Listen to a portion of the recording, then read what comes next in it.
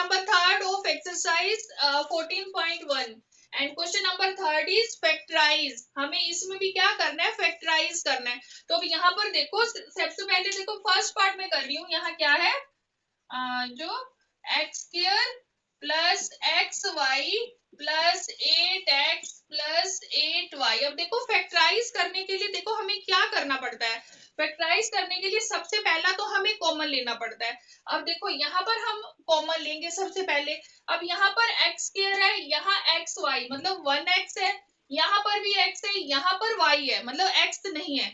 तो हम यहाँ जो है कॉमन नहीं ले सकते, ठीक है ना। कॉमन वो लेते हैं जो सब में सेम चीज होती है। तो यहाँ 3 में तो x है, यहाँ x नहीं है। तो यहाँ हम मतलब कि चारों में से कॉमन नहीं ले सकते।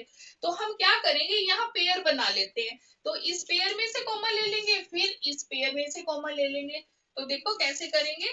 जैसे हमने सबसे पहले ये वाला पेयर ले लिया। अब यहाँ पर एक्स स्क्वायर है plus x y, that means 1x दोनों में है। तो हमने क्या किया, x कॉमन ले लिया।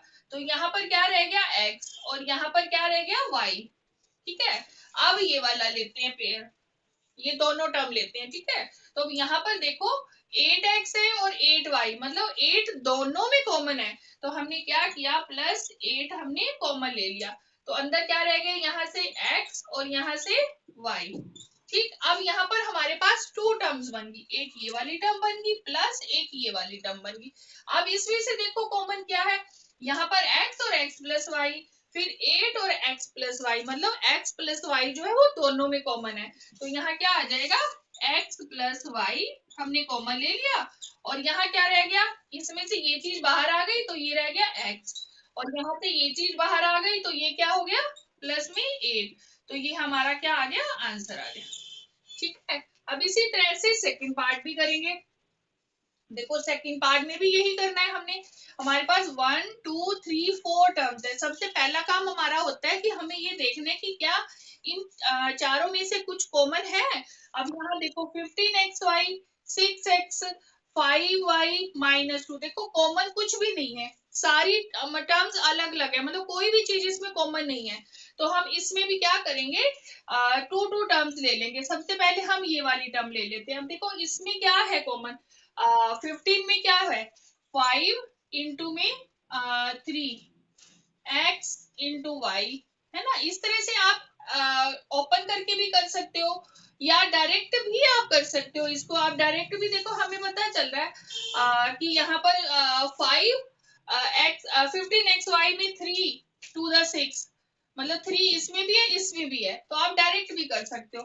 माइनस यहाँ पर क्या बनना, ये 2 इंटू 3 इंटू एक्स, ठीक है, प्लस 5 इंटू वाई -2, इस तरह से। अब यहाँ इन दोनों में से देखो क्या कॉमन है, 3, और क्या कॉमन है, x इसमें भी है x इसमें भी है। तो x क्या रह गया, 5, और ये y, और यहाँ से माइनस का 2, ठीक है ना, ये रह गया। अब देखो, अब हमने ये वाली टर्म ले ली। अब इस टर्म में क्या कॉमन है, इसमें तो 5 y, इसको 5y -2 मतलब कुछ भी कॉमन नहीं है, दैट मीन्स 1 कॉमन है। तो हम क्या करेंगे, +1 डाल देंगे और 5y माइनस में 2 लिख देंगे, ठीक है। अब देखो, अब इनमें क्या कॉमन है, एक टर्म ये बन गई एक टर्म ये बन गई। इसमें देखो 5y -2, इसमें भी 5y -2, तो 5y -2 क्या हो गया, कॉमन। और क्या आ गया यहाँ पर, 3x और प्लस में 1, तो ये क्या आ गया, हमारा आंसर आ गया। ठीक है। अब नेक्स्ट पार्ट करते हैं।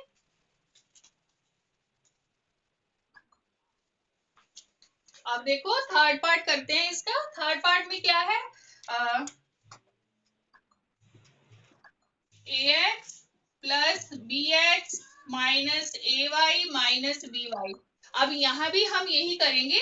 अब देखो सबसे पहले तो हमने चेक करना है कि चारों में क्या कॉमन है। अब देखो चारों में आपको दिख रहा होगा ax bx ay by मतलब चारों में कोई चीज कॉमन नहीं है। तो हम इसका मतलब कि दो दो टर्म ले लेते हैं। अब इसमें देखो जो ये वाली टर्म, दो टर्म है, इनमें से x कॉमन है, ठीक है। तो हमने क्या ले लिया, x को बाहर ले लिया। यहाँ से x बाहर आ गया तो क्या रह गया, a। यहाँ से प्लस बी। ठीक है, अब इसी तरह से इन दोनों में से क्या चीज कॉमन है, इन दोनों में से y कॉमन है, और एक चीज और भी कॉमन है, देखो माइनस यहाँ भी है यहाँ भी है, तो हम माइनस ले लेते हैं, माइनस में y बाहर ले लेंगे। ठीक है, जब हमने माइनस बाहर ले लिया तो ये वाला माइनस क्या बन जाएगा, प्लस बन जाएगा, तो यहाँ ये आ गया a और ये आ गया प्लस का b, क्योंकि हमने माइनस को बाहर लिया तो ये भी पॉजिटिव हो गया और ये भी पॉजिटिव हो गया। ठीक है, अब देखो यहाँ पर देखो क्या चीज, यहाँ टू टर्म्स बन गई, एक ये और एक ये, तो इन दोनों में से कॉमन क्या है, a प्लस बी, तो a प्लस बी कॉमन आ गया, और यहाँ से क्या रह गया x और यहाँ से रह गया y, तो ये हमारा आंसर आ गया। ठीक है, अब ये वाला पार्ट करते हैं, फोर्थ में देखो 15 P Q plus 15 plus 9q plus 25 P. देखो इसमें करने के लिए क्या करेंगे, अब यहाँ पर 15 पी क्यू प्लस 15 और यहाँ पे क्या है 9q प्लस 25 पी। अब देखो इसका पेयर हम कैसे बनाएंगे, थोड़ा सा हमें सोचना पड़ेगा इसके लिए। अब देखो इन दोनों का अगर हम पेयर बनाते हैं तो यहाँ पर हमारे पास कॉमन आ जाएगा 15। ठीक है, और फिर p प्लस 1, पर यहाँ पर नहीं होगा सही, तो इसका हम पेयर बना लेते हैं। देखो एक ये वाला ले लेते हैं 15 P Q plus 15 plus 9q plus 25 P, तो यहाँ हम 15 पी क्यू प्लस हमें चाहिए पी क्यू, पी बाहर ले लेंगे, इसको करेंगे प्लस में 15 प्लस 9q प्लस 25 पी। ठीक है, तो हमने अगर मान लो यहाँ से हम ले लेते हैं 15, पर आपको इसका पेयर बनाना पड़ेगा। देखो क्या करेंगे इसमें 15 पी क्यू प्लस 9q और प्लस 15 प्लस में 25 पी, इसका बना के देखते हैं इसको। अब यहाँ देखो क्या कॉमन आएगा, 5 इंटू में 3 पी क्यू प्लस 3 इंटू में 3 क्यू। ठीक है, और यहाँ भी 5 into 3 plus 5 into 5 into P. अब यहाँ पर देखो क्या कॉमन आता है हमारे पास, 3 और क्यू। ठीक है, 3 क्यू इसमें भी है और इसमें भी है, ये क्या आ गया यहाँ पर 5 पी प्लस में 3। ठीक है, प्लस अब इनमें से क्या कॉमन आएगा हमारे पास, इनमें से 5 बाहर आ जाएगा। ठीक है, तो क्या रह गया यहाँ पर 3 प्लस में यहाँ पर क्या रह गया 5 पी। देखो 5 पी प्लस 3 और 3 प्लस 5 पी, बात एक ही है, हम इसमें अलजेब्रा में टर्म को इधर उधर लिख सकते हैं, तो इसको हम ठीक कर लेते हैं। 3 क्यों 5 पी प्लस 3 प्लस में 5 इंटू, इसको मैं इस तरह से कर देती हूँ। ठीक है, अब यहाँ पर देखो ये कॉमन आ गया इन दोनों में से, तो कितना आ गया ये 5 पी प्लस 3 और 3 क्यू प्लस में 5, ये क्या बन गया, इसका आंसर आ गया। ठीक है, हमने देखो इसमें क्या किया है, फिर बता देती हूँ। एक तो हम देखो अगर हम इन दोनों में से कॉमन लेते ना 15 आता, पी क्यू रह जाता अंदर। ठीक है, तो यहाँ तो पी क्यू है ही नहीं, तो हमने क्या किया, हमने इसका और इसका पेयर बना लिया और इसका और इसका पेयर बना लिया इस तरह से। ठीक है, तो आगे तो बिल्कुल सेम वैसे ही किया, हमने कॉमन ले लिया इन दोनों टर्म में से और इन दोनों टर्म में से कॉमन ले लिया। ठीक है, अब देखो फिफ्थ पार्ट कैसे करेंगे। Fifth part z minus 7 plus 7xy minus xyz। अब यहाँ पर देखो कैसे करेंगे हम, z minus 7 plus 7xy minus xyz। अब यहाँ पर देखो अगर इन्हीं दोनों का ले लेते हैं, एक ये वाला ले लेते हैं। ठीक है, अगर इसमें से लिया तो ये 1 आ गया, z माइनस 7 बन गया, प्लस अब यहाँ पर देखो क्या कॉमन आएगा हमारा एक्स वाई। ठीक है, एक्स वाई कॉमन आ गया, यहाँ क्या रह गया 7 माइनस में z।